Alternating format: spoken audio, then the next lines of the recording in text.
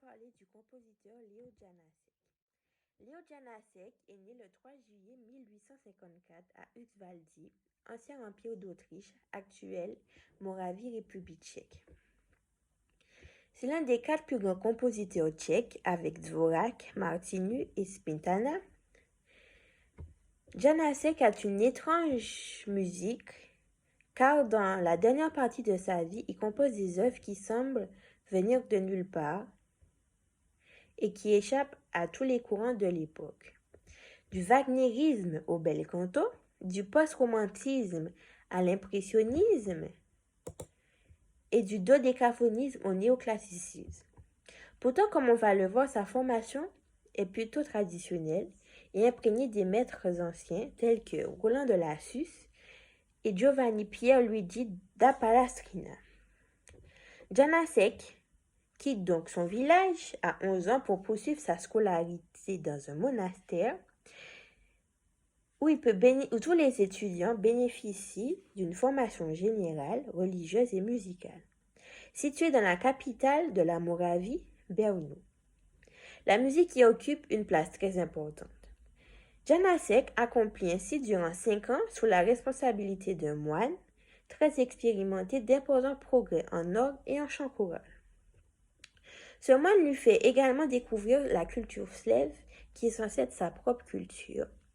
Et c'est à ce moment-là que Janáček comprend réellement que son pays est soumis depuis près de 250 ans à une autre culture, celle des Habsbourg. L'injustice qu'il ressent le met dans une immense colère et se promet de consacrer sa vie à redonner leur place aux Tchèques. Même si les moyens de musicien peuvent paraître très limités, il convient de mener à bien ses études afin de ne pas rompre les traditions familiales d'instituteur musicien. Il apprend son métier durant quelques années en école normale d'instituteur de Brno et devient instituteur auxiliaire. Juste après, Janáček déménage à Prague pour se perfectionner en orgue, car le niveau musical de son pays ne lui permet pas de continuer à progresser. Il s'inscrit à 25 ans, comme beaucoup d'autres jeunes tchèques, dans un conservatoire important situé hors de la région. Il va donc faire connaissance de la ville allemande de Leipzig, dont la réputation dans le domaine musical est immense, mais cependant, il est déçu de cette expérience. Il va donc poursuivre ses études dans la prestigieuse capitale de l'Empire autrichien qui est Vienne, mais à nouveau il constate que ce qu'il apprend ne le correspond pas, car on enseigne dans ces grandes villes le savoir-faire traditionnel, alors que lui il va apporter du nouveau. Alors, il aurait pu quitter son pays pour briller ailleurs en Europe, car la vie musicale tchèque est pauvre jusqu'au XIXe siècle. Mais il choisit de rester attaché à ses racines, comme ses aînés, comme par exemple Smetana ou Dvořák, dont il devient ami. Sa contribution à la renaissance de la culture tchèque va prendre la forme d'une lutte. Car Janáček n'est pas né en Bohême, comme ses célèbres collègues, mais en Moravie, non loin de la Vienne.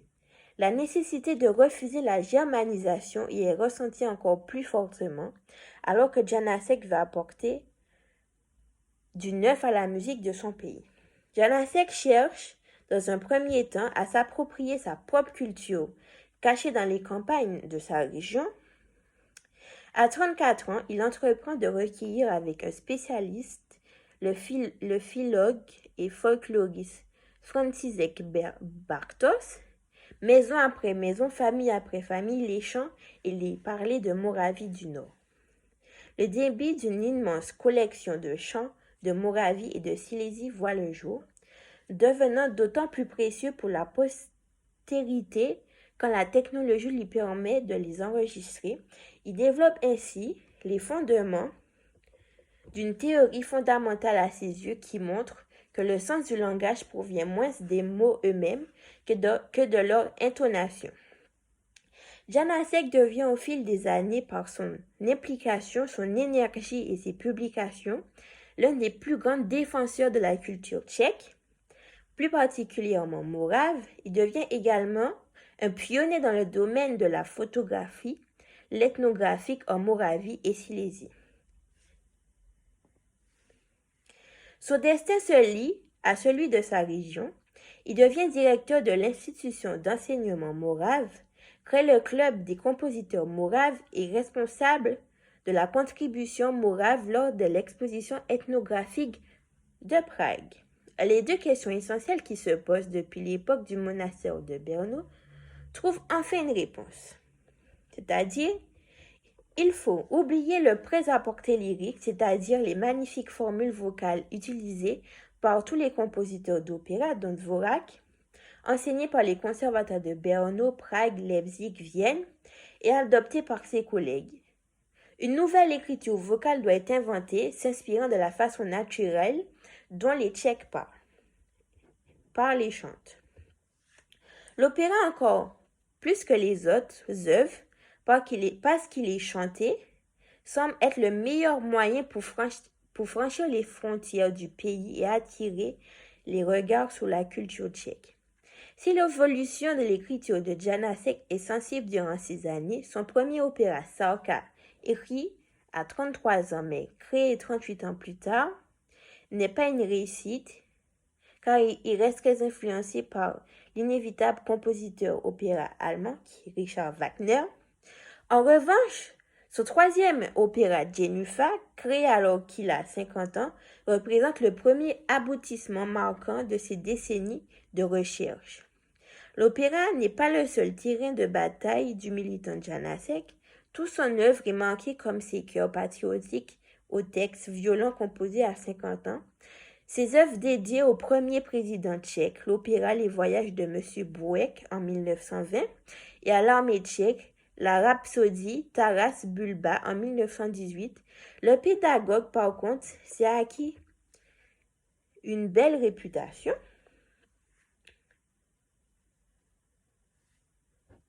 L'école d'orgue qu'il fonde à 25 ans et qu'il dirige jusqu'à la fin de sa vie devient, après la Première Guerre mondiale, un important conservatoire.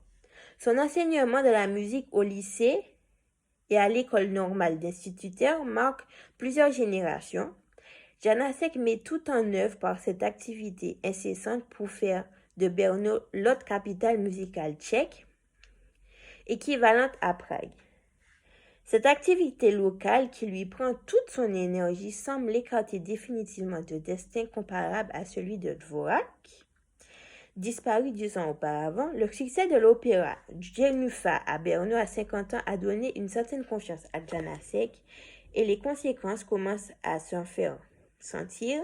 Il abandonne l'enseignement à l'école normale d'instituteurs pour se consacrer davantage à la composition et il décide de passer pour la première fois de sa vie à 58 ans des vacances hors de la Moravie sur la côte adriatique. Une révolution est en cours.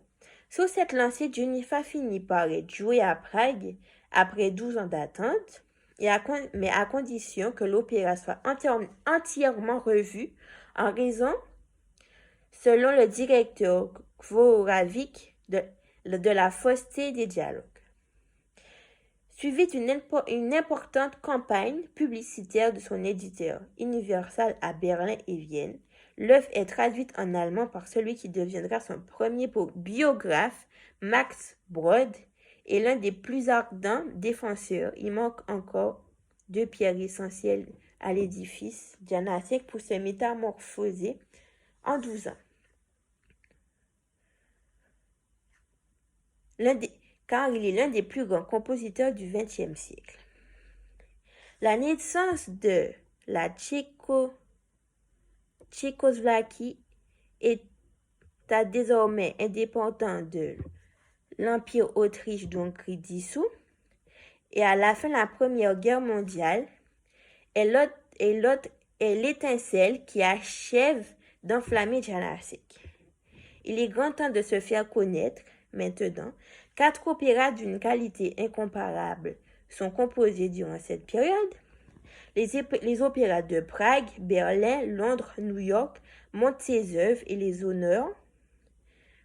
Janáček devient, pour ses 70 ans, le premier docteur honoris causa de l'Université de Brno.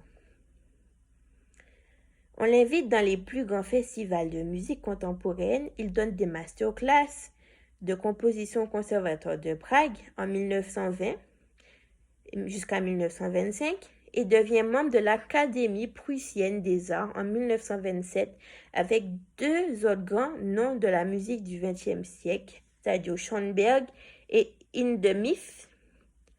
Ce succès extrêmement tardif mais retentissant s'accompagne de la première biographie du compositeur en 1924 par Max Brod, le traducteur en allemand de ses opéras.